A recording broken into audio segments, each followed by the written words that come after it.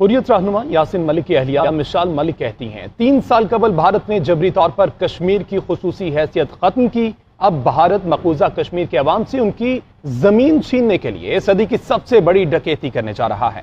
مزید کہا کہ بھارتی غاصب حکومت اس مقصد کے لیے لاکھوں ہندوؤں کو مقبوضہ کشمیر بھیج رہی ہے اور بھارت نے مظلوم کشمیریوں کو ان کے اپنے گھروں سے نکال کر سڑکوں پر پھینک دیا ہے.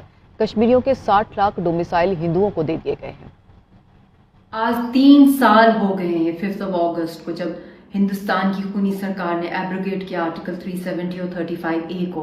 70 سال ہندوستان کی دہشت گرد آرمی نے اپنے پیر جمائے مقبوضہ جموں کشمیر میں، اور اب اس صدی کی سب سے بڑی ڈکیتی لینڈ گریبنگ کے لیے ہندوستان کی سرکار نے اپنی عوام کا لاکھوں کا ریلا جو ہے وہ مقبوضہ جموں کشمیر میں بھیج دیا ہے. ہمیں اپنے ہی پیروں کے تلے زمین کھینچ دی ہے، ہمیں اپنے گھروں سے بے گھر کر کے سڑکوں پہ پھینک دیا ہے، ہمارے جموں کشمیر کے جو اسٹیٹ سبجیکٹ چھین لیا ہے، اور 60 لاکھ ڈومیسائلز انڈیا کے ہندوؤں کو دے دیے گئے ہیں. ایک دن آئے گا کہ جو ہمارا ایمان کا حصہ ہے کہ ہماری قربانی